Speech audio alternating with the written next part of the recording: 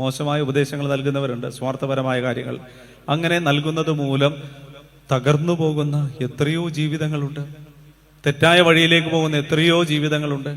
അങ്ങനെ സംഭവിച്ച ഒരു കാര്യത്തെക്കുറിച്ച് വിശുദ്ധ ഗ്രന്ഥം പറയുന്നുണ്ട്.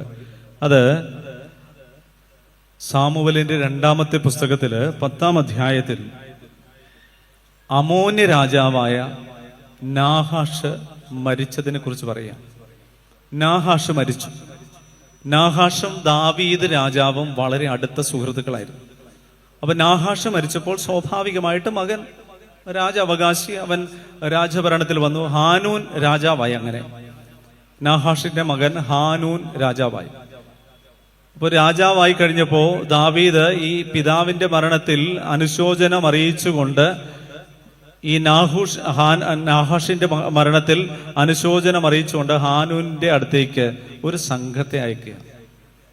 അപ്പൊ സംഘം ഇങ്ങനെ അമോന്യ ദേശത്തെത്തുന്നു. അമോന്യരുടെ ഇടയിലെത്തിയപ്പോൾ അമോന്യ പ്രഭുക്കന്മാര് ഈ പുതിയ രാജാവിനെ ഹാനൂനെ ഇങ്ങനെ ഉപദേശിച്ചു: നീ ഒരിക്കലും വിചാരിക്കരുത്, ഒരിക്കലും വിചാരിക്കരുത്, അങ്ങയുടെ രാജ്യത്തിൽ ഈ ദാവീദ് അയച്ചിരിക്കുന്ന ഈ സംഘമുണ്ടല്ലോ, അവര് നമ്മുടെ നഗരത്തെ എങ്ങനെ കീഴ്പ്പെടുത്താം എന്നുള്ള മാർഗങ്ങൾ കണ്ടുപിടിക്കുന്നതിന് വേണ്ടിയാണ് വന്നിരിക്കുന്നത്. അതുകൊണ്ട് അവരെ വെറുതെ വിടരുത്.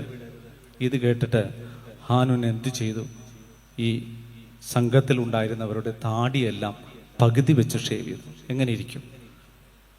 അത് മാത്രമല്ല, അവരുടെ അങ്കി വലിച്ചു കീറി, പൃഷ്ഠം വരെ വലിച്ചു കയറി. Almost they are naked. അങ്ങനെയാ പറയുന്നത്. Almost they are naked. നഗ്നരാക്കപ്പെട്ട അവസ്ഥ. അതിന് വലിയ അപമാനമുണ്ടോ? അപ്പൊ ഈ അപമാന ഭാരം പേറിക്കൊണ്ട് അവര് ദാവീദിനെ വിവരം അറിയിക്കുന്നു. അപ്പൊ ദാവീദ് പറഞ്ഞു, ദാവീദിന്റെ കൺസേൺ ആണ്, തന്റെ കീഴിൽ ജോലി ചെയ്യുന്നവരോടുള്ള ഒരു കൺസേൺ ദാവീദ് കാണിക്കുകയാണ്. ദാവീദ് പറയുന്നു, നിങ്ങൾ ഈ അപമാന പേറിക്കൊണ്ട് അങ്ങോട്ട് നാട്ടിലേക്ക് വരണ്ട, നിങ്ങൾ ജെറിക്കോയിൽ താമസിച്ച് താടിയൊക്കെ വളർന്നതിന് ശേഷം വന്നാൽ മതി. എന്നിട്ട് ദാവീദ് ചെയ്യുന്നത് എന്താണെന്നറിയാം? ഈ ഹാനൂനോട് യുദ്ധത്തിന് പോയി. അങ്ങനെ ഹാനൂൻ രാജാവ് ദയനീയമായി തോൽപ്പിക്കപ്പെട്ടു. എങ്ങനെയാണ് ഈ ദുരന്തം അവന്റെ രാജ്യത്ത് വന്നത്? ഈ പ്രഭുക്കന്മാരുടെ ഉപദേശം. പ്രഭുക്കന്മാർ ഉപദേശിച്ചു കൊടുത്തു, നീ ഇങ്ങനെ ചെയ്യുക എന്ന് പറഞ്ഞു. തെറ്റായ ഉപദേശങ്ങള് ചില രാഷ്ട്രങ്ങളെ നശിപ്പിക്കും.